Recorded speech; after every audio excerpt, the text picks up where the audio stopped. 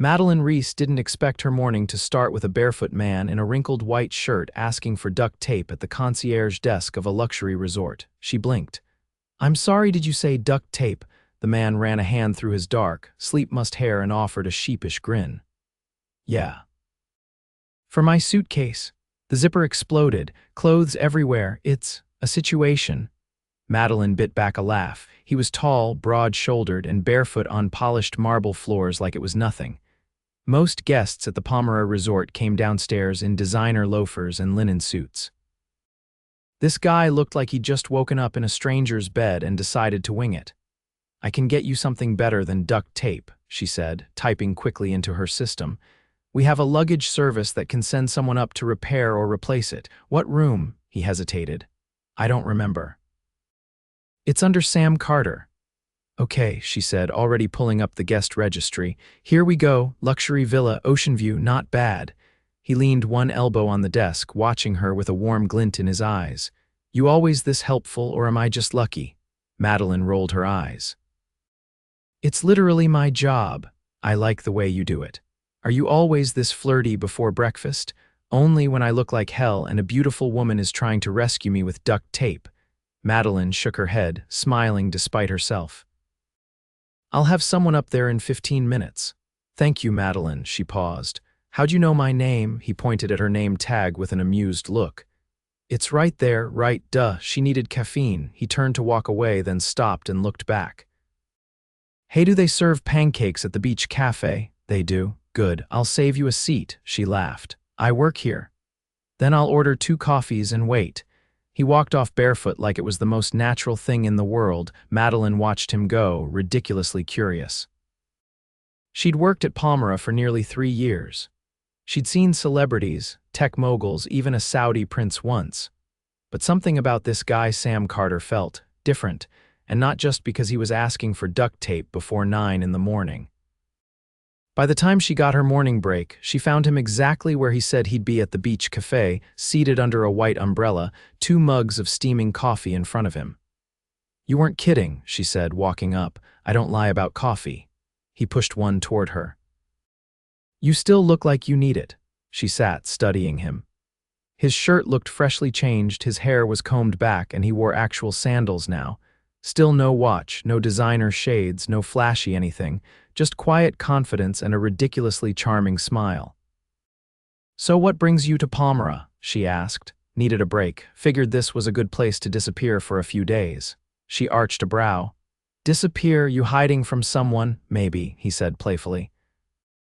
"Or maybe I'm just tired of phones and meetings and people pretending to like me." Madeline tilted her head. "You say that like someone who's used to being important." He gave a vague shrug. "Not here." They talked for 20 minutes. He asked about her job, her favorite beach, the best thing on the menu, and if she'd always lived in California. She talked more than she usually did, and he listened like what she said mattered. Eventually, she stood. "I should get back." "Right," Sam said, standing too. "Hey, do you ever get a night off?" She hesitated. "Sometimes. I'd like to buy you dinner, not here, somewhere off the property, somewhere that doesn't require a name tag." Madeline blinked. "You don't even know me."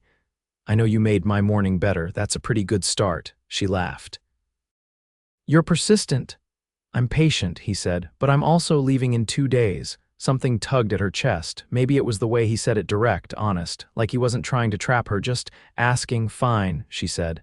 "1 dinner. But only if you promise no duct tape stories." "No promises," he grinned. That night, he picked her up in a rented convertible.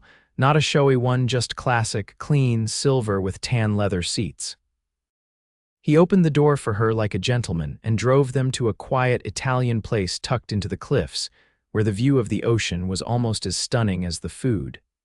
They sat outside, candles flickering between them, and for the first time in a long time, Madeline let herself relax. Sam made her laugh. He listened.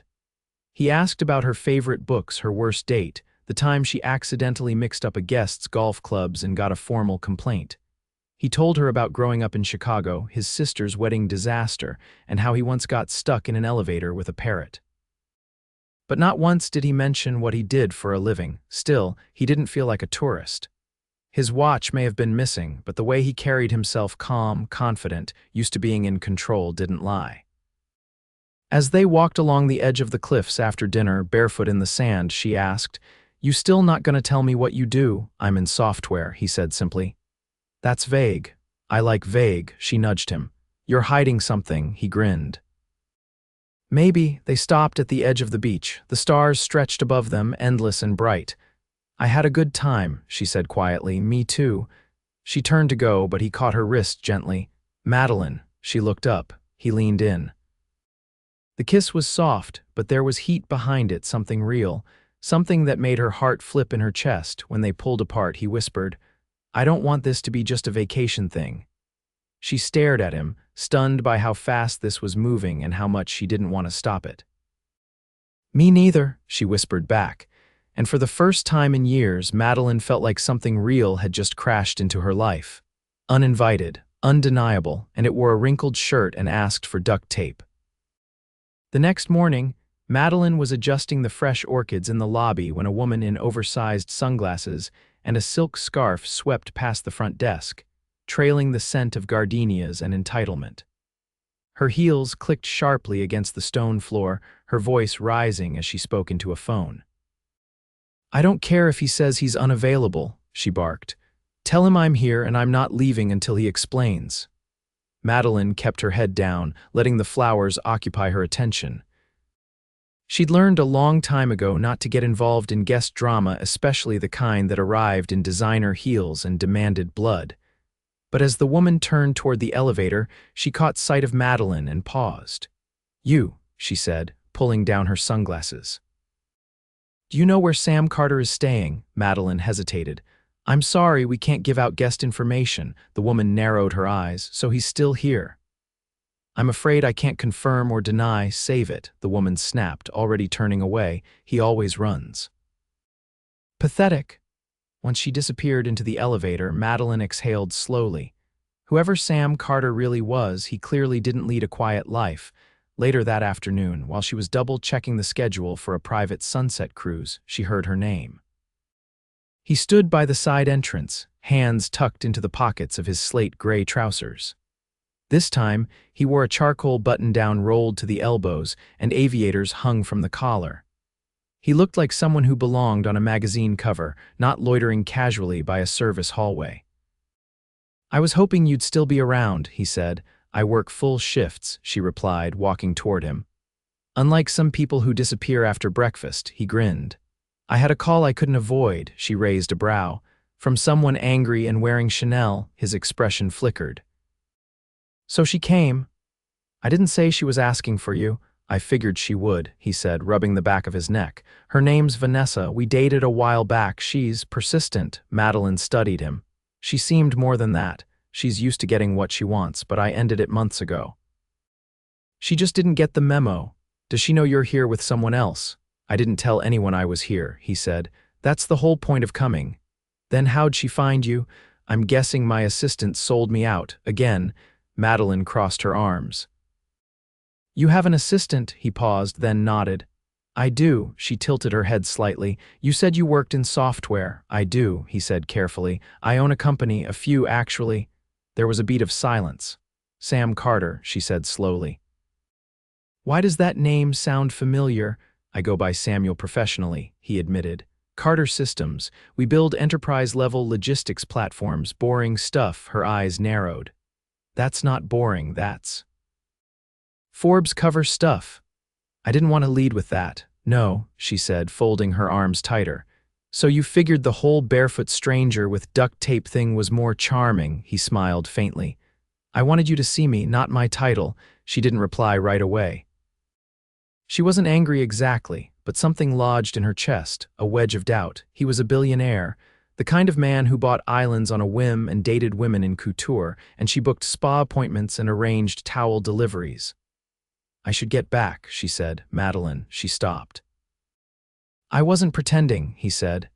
"Everything I told you about myself was real. I just left out the part people usually care about first." She glanced at him. "You didn't think that would matter?" "I hoped it wouldn't, not with you." That night, she didn't meet him for dinner. She went home to her apartment above the bakery, changed into sweatpants, and sat on the floor with a bowl of cereal, staring at the TV without registering a single word. He didn't try to call, which made her wonder if he'd already left. But the next morning, there he was again, this time at the edge of the private pool deck, leaning against the railing as if he'd been waiting. "I figured you'd be avoiding me," he said when she passed by with a clipboard. "I'm not avoiding," she replied. "I'm evaluating." He stepped closer. "And I haven't decided if you're genuine or just really good at playing it." Something in his expression shifted. "You want proof, not in the form of a car or a necklace or whatever you think works on women like Vanessa." He studied her face. "What if I told you I cancel more meetings than I take just to breathe lately? That I came here to disappear because I was tired of pretending I enjoy the life I built, and I met someone who made me laugh before I'd even had coffee, which hasn't happened in a long time." She blinked. "I'm not trying to impress you, Madelyn. I'm trying to be honest and maybe figure out what my life could look like if I stopped living it for everyone else." Her throat tightened. "You sound like someone who's trying to run." "Maybe I was," he said. "But I think I finally want to stay somewhere." She looked up at him, heart pounding. The sound of the ocean crashed just beyond, but all she could hear was the thud of her own ribs tightening around something she hadn't expected. "Okay," she said softly. "Then stay." He reached for her hand, lacing his fingers through hers, and for the first time past the titles, the past, the billion-dollar empire, she saw him, and she didn't want to look away. Madelyn stood beneath the canopy of Bougainvillea outside the resort staff entrance, her badge clipped to her blouse and her hair tied up hastily. The morning sun filtered through the vines, casting moving shadows on the ground, but her gaze was fixed on the sleek black car idling at the curb. Samuel stepped out of the driver's seat. Gone were the casual clothes, replaced by a tailored navy shirt tucked neatly into dark slacks. His sleeves were rolled just enough to reveal the edge of a watch she hadn't seen before, one that looked like it belonged behind glass. "I didn't think you'd actually show," she said, arms folded loosely across her chest. "You didn't say no. You didn't give me much time to." "I wanted to take you somewhere," he said, glancing at the passenger side. "Not a restaurant, something different. I have to be back by 4. There's a wedding party checking in, and I'm the only one who knows the bride's list of demands." "You'll be back by 3. She hesitated, then walked toward the car with measured steps. "Is it going to be weird? Only if you're expecting champagne and someone playing a violin." "I'm expecting answers." He opened the door for her. "Then you'll get them." They drove inland, the ocean giving way to hills dotted with lemon groves and winding roads. Madelyn didn't speak much, but her eyes kept drifting to him, to the quiet way he navigated the curves, the way he tapped his finger on the steering wheel like he was thinking through a problem. Eventually, he turned onto a private road, the gates sliding open after a brief pause. The car rolled to a stop in front of a long, low building made of teak and glass, nestled against the hillside. It wasn't a mansion. It looked more like a retreat, serene, quiet, hidden. "What is this place?" she asked. "I built it 2 years ago," he said, stepping out and walking around to open her door. "It was supposed to be a vacation home. I've only been here 4 times. Why bring me here?" He looked at her. "Because you're the first person I've wanted to bring here." The front opened into wide, airy rooms with floor-to-ceiling windows and views that stretched toward the valley. There were no photos on the walls, no signs of life, just clean lines, soft light, and silence. "You don't live here," she said. "No, I don't really live anywhere." He walked toward the kitchen, pulling 2 glasses from a cabinet. "My apartment in New York is mostly closets. The house in London's under renovation. This place is the only one that feels quiet." She followed him, watching the way he moved. "So what do you do when you're not avoiding your homes?" "I sit in meetings. I sign things. I answer calls I don't want to take." He poured water into the glasses and handed her one. "And sometimes I get on a plane just to remember what being alone feels like." "You're not alone now." "No," he said, holding her gaze. "I'm not." She set her glass down. "Why me?" He leaned against the counter, folding his arms. "You looked me in the eye when I was half asleep and asking for tape. You didn't know who I was and you didn't care. You didn't ask about my portfolio or my name on a building. You asked if I was hiding from someone, and you meant it. Madelyn lowered her gaze. I've seen a lot of people pass through Palmyra. Some of them hide behind money, some of them hide behind charm. I just didn't think you were hiding at all. I was, until I met you. She looked up. That's a nice line. It's not a line. I've said a lot of things to get people to leave me alone. I've never said anything hoping someone would stay. There was a long beat of silence between them. Then she stepped toward the window, staring out at the valley below. My mom used to say people reveal themselves when they're quiet, she said. That the hardest thing in the world is to be still and not fill the silence. He moved to stand beside her. What does your silence say? That I'm scared of what happens when this ends. He was quiet for a moment. I didn't bring you here to make a promise I can't keep. I brought you here because I needed you to see that this is the part of me no one else sees, not investors, not shareholders, not the people who pretend to care when I walk into a room, just this. She turned toward him, her eyes searching his face. Then show me something real. He reached into his back pocket and pulled out a folded sheet of paper. This is the offer I'm supposed to sign tomorrow. It would merge my company with a logistics giant in Europe. It would make me richer than I already am, but I'd lose control of everything. Why haven't you signed it? Because I'm starting to realize I don't want the life that comes with it. She took the paper and unfolded it, scanning the terms. This is worth hundreds of millions, closer to $1 billion. She looked up, stunned, and you'd walk away from it. I'd walk away from anything that keeps me from being who I want to be. And who do you want to be? He stepped closer. Someone who doesn't pretend anymore. Someone who doesn't have to hide behind a name or a number. Someone who gets to sit across from you without worrying what happens when the truth comes out. She didn't move. Her heart thudded in her chest, wild and uncertain. Then why are you still holding on to it? She asked, holding the paper up. He took it from her, walked to the fireplace, and without a word, tossed it into the flames. She watched it curl and blacken, the ink disappearing in seconds. He looked at her. Because I was waiting for the right reason. And for once, Madelyn didn't need to say anything. Because everything she needed to know was in the way he looked at her, quiet, steady, and without a trace of doubt. The next week unfolded in quiet, deliberate moments. Samuel didn't leave the resort. Not once. He didn't fly back to New York. He didn't take meetings. He didn't mention the company. Instead, he stayed in his villa, walked the shoreline barefoot at dawn, and waited for Madelyn whenever her shift ended. He never asked for her time. He simply offered his. One evening, she found him sitting on a wooden bench near the bluff trail that wound behind the resort. He wasn't looking at the water. He was reading some old paperback he'd picked up from the guest library. I didn't peg you as the type to read fiction, she said, approaching him.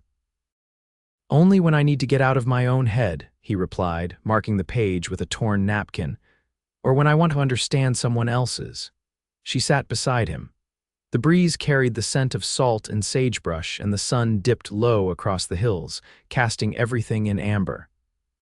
Do you ever regret it? She asked. He didn't pretend to misunderstand. Not yet, but you might. I've regretted a lot of things, he said. Not walking away when I should have is one of them. Madelyn turned her face toward the ocean. You ever think about starting over somewhere else entirely? No business calls, no people trying to get close to your name. I think about it every day now, she glanced at him. And I'd need someone who doesn't mind quiet mornings and grocery runs. Someone who doesn't need parties or press releases. She let out a breath. That person sounds suspiciously like me, he looked at her. That was the idea. There was a beat of stillness neither of them rushed to fill. You know I can't just pick up and leave, she said. This life, however small it looks to you, it's what I built after everything fell apart. I don't want you to leave it, he said. I want to be part of it. Her throat tightened. I don't need saving. I know, he said, but maybe I do. That night, she didn't go back to her apartment. They didn't plan it. There was no grand declaration or wild kiss in the rain. He just walked her to the villa, offered her a glass of water, and let her fall asleep on the couch with her legs over his lap and her arms crossed beneath her head. In the morning, she woke to the smell of toast and the sound of running water. He was in the kitchen, barefoot again, humming under his breath as he sliced strawberries with a small paring knife. You're up early, she said, rubbing sleep from her eyes. I couldn't sleep. Too much on my mind. Regret, actually, he said, placing a plate in front of her. I was trying to figure out what the right question would be. She blinked. Question? He reached into the drawer beside the stove, pulled out a small wooden box and set it gently on the table. Her hands stilled. I know it's fast, he said, and I know it's insane, but I also know I've never wanted to build anything with someone until I met you. She stared at the box. You're serious. I'm not asking you to quit your job, he said. I'm not asking you to move to another country or give up anything. I'm asking if we can build something new, together. She reached for the box, her fingers trembling slightly. Inside sat a ring, simple, elegant, no unnecessary sparkle. Just a single band of brushed white gold with a quiet curve in the center. I didn't pick it to impress you, he said quietly. I picked it because it looked like something you'd wear without needing a reason. Her eyes lifted to meet his. You barely know what I like for lunch. Then we'll learn, he said. Every day. She closed the box and leaned her elbows on the table, her head tilted, eyes glassy. No dress code, no gala, no PR statement, just us, he said. And maybe pancakes, she laughed. It was soft and real. I won't be your trophy, she said. I don't want a trophy, he said. I want someone who tells me when I'm being an idiot and shows up with sea salt in her hair. She looked down at the ring again, then back at him. Yes, she whispered. But only if you promise never to ask for duct tape again. He reached for her hand across the table, his thumb brushing her knuckles. Deal. Later that day, they walked down to the beach hand in hand. There were no photographers, no guests watching. Just the two of them, barefoot in the sand, the waves brushing close without touching. He pulled her close, his forehead resting against hers. You changed everything, he said. So did you. I didn't know I was allowed to want this, he said. She kissed him, slow and certain. Now you do. And in that quiet, salt-sweet air, with the tide rising behind them and the world finally still, they stood at the edge of something new, not perfect, not planned, but wholly theirs. The courthouse was quiet, tucked into the hills above the coast with ivy crawling up its sandstone walls and a rustling breeze threading through the trees. Madelyn stood beneath the arched entrance, a soft ivory dress brushing her ankles, her shoulders bare beneath a delicate silk shawl. She fidgeted with the edge of the shawl, her fingers tracing the stitched hem. You sure you're ready for this? Samuel's voice was low behind her, steady. She turned to face him fully. I was ready the moment you showed me who you really are. He reached into his inner jacket pocket and pulled out a folded strip of paper. Then I figure you should see this before we walk in. Madelyn unfolded it. It was a list, handwritten in narrow, sharp lettering. At the top, things I thought I needed. The items were crossed out one by one: syndicated press, quarterly projections, the merger, Vanessa's approval, private boardroom access in Dubai, and at the bottom, circled 3 times, silence. She looked up at him. You wrote this last night. Wanted to be sure I wasn't carrying anything with me into today, nothing that doesn't belong. She folded the paper and tucked it into the clutch at her side. Then let's go in light. Inside, the ceremony was brief. Only 6 people filled the room. The efficient 2 witnesses from the clerk's office and the couple at the center of it all. No photographers, no champagne, no curated guest list. Just a man and a woman standing in front of a window that overlooked a sliver of ocean and promising each other everything. Afterward, they didn't linger. Samuel helped her into the passenger seat of a slate blue vintage coupe he'd borrowed from a friend who owed him more than one favor. They drove with the windows down, the wind tangling through her hair as the hills fell away behind them. At a quiet overlook near the cliffs, he pulled off and cut the engine. I have something for you, he said, reaching into the back seat. Madelyn raised an eyebrow. Please tell me it isn't a yacht, he laughed. No yachts, just this. He handed her a leather-bound folder. Inside, a single certificate of incorporation with her name at the top. She blinked. What is this? It's a business license, he said. For the event and concierge service you told me you wanted to create, the one that makes people feel seen, not just managed. Her chest tightened. I never even showed you a proposal. You didn't need to. I listened. She closed the folder, her hand resting over it. You're not doing this to make me dependent, are you? I'm doing it because your dream deserves a shot, because you spent years making other people's lives seamless. I want you to have something that's yours." She nodded slowly, absorbing the truth of it. "You're making it really hard to keep pretending I don't love you." He leaned closer, brushing her hair back behind her ear. "Then don't pretend." That night, they returned to the villa in the hills, but this time it was different. She walked through the front door with a key in her hand.